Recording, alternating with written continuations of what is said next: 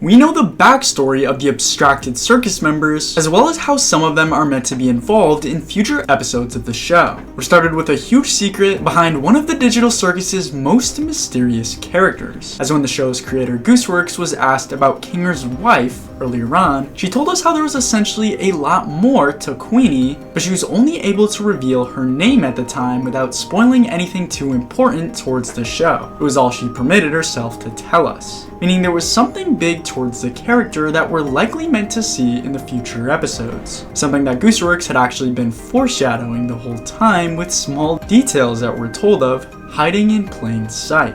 And in this case, the story started with a detail from a particular episode that also ended up involving her husband that many fans of the show missed. The idea that was put together that Kinger has actually been a partially abstracted character this entire time, as he went through the horrifying process at the same time that his wife Queenie did. Which, yes, does sound crazy, but it turns out there's a lot more evidence than you might think. It started with the time Glitch released strange teasers and design details related to Kinger that actually made fans worried, thinking they were meant to tease his future abstraction. With a behind-the-scenes image they called Kinger's Happy Place, almost like a heaven a character imagines after abstraction, along with actual merchandise they released that appeared to literally just be an abstracted Kinger. Checkmate socks. But as we're told, what if people have been viewing all of this from the completely wrong angle? This isn't telling us what will happen to Kinger, it's telling us what already happened to Kinger and why he is the way he is now. As we know Kinger to be a very unstable, scattered character who can barely function in the light,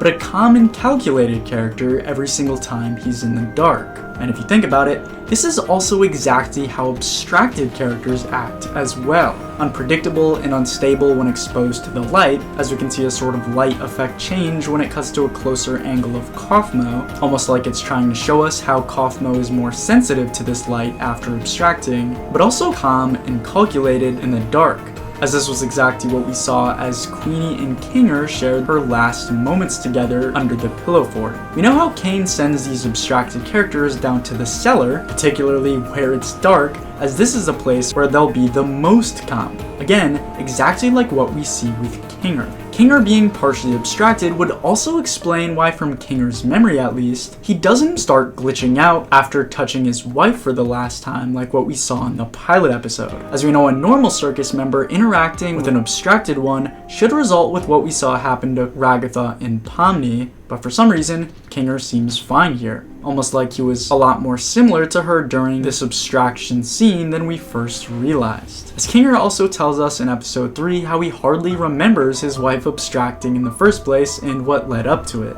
Almost like the whole process was so traumatic for him that it was completely blocked out of his memory. As again, while he tells us that he doesn't remember what led up to the abstraction, he's sitting in the dark.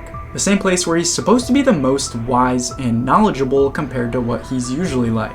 What if part of this blocked out part of his memory was how he partially abstracted along with her? As Kinger tells us himself, how feeling loved and connected is the main thing that keeps circus members from abstracting in the first place. Losing his wife could definitely be seen as an incident so heartbreaking that it completely shatters this connection and love Kinger had for a brief moment, long enough for him to partially abstract and act the way he acts now, being permanently affected by his wife's passing, as Kinger's backstory with his wife has obviously been a huge theme tied to his character, while being so traumatized by the incident that even when he's at his best, he still isn't able to fully remember what happened back then. Which is where Kaufmo's backstory comes into play, as we also know the truth behind what happened to him was a huge mystery until today. As the show's creator told us how there was actually a big twist coming for the next episode of the show, as we're told how she's setting up foreshadowing for a somehow iconic revelation, likely in the near future, which is where Kaufmo actually comes into the picture here. As it turns out, we finally have proof Kaufmo will be involved in episode 7 in a massive way, as fans have been anticipating the strong possibility of a flashback episode for a while now that finally reveals the past of the digital circus, as it's been teased again and again in the more recent episodes. And it all started with the show's creator revealing a very interesting line from this next episode early,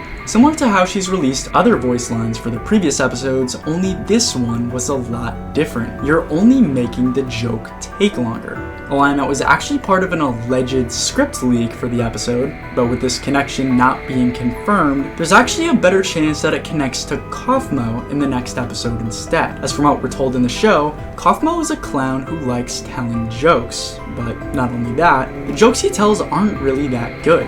As in the pilot episode, there was a specific scene where Ragatha apologized to the abstracted version of Kaufmo for not laughing at his jokes, showing how even Ragatha, the character who's supposed to be the nicest, who typically goes out of her way to please everyone, didn't find him funny enough to actually laugh at his jokes. And if you think about it, this detail actually fits together perfectly with this early line for episode 7 we were given. You're only making the joke take longer. As we know, this line describes a character trying to pull a joke on another character but messing up, as they're literally telling the other person that they're ruining the joke, which would perfectly fit together with what we're told about Kaufmo being bad at telling jokes in the first place. A detail that would also explain why he abstracted as well. As going back to what Kinger told us about abstraction earlier on in episode 3, we know for a character to abstract in the first place, they have to essentially feel unloved and unappreciated, which would perfectly connect to Kaufmo if no one in the circus found him funny,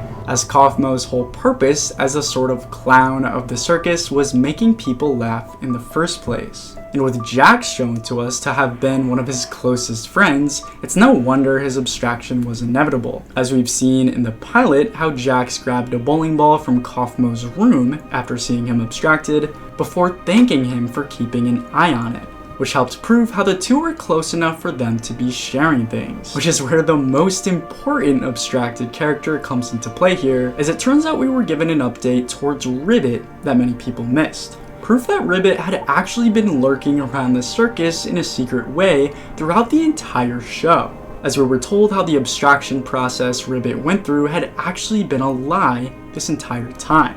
But how do we know? Well, our first important details were given to us by Jax's voice actor, as he revealed to us that a lot of people are gonna feel betrayed by what we figure out later on in the show. Almost like certain details we believed about the digital circus have actually been a lie the entire time. But how do we know this lie we're told of would have anything to do with Ribbit's abstraction? Well, it turns out we were actually given huge details about their whole abstraction process that started to change everything. It all started with a very specific scene from episode 6 that many fans of the show actually missed, and it turns out I'm able to put together the full story for you early into this video right here. So for what we know about episode 7, make sure to check it out.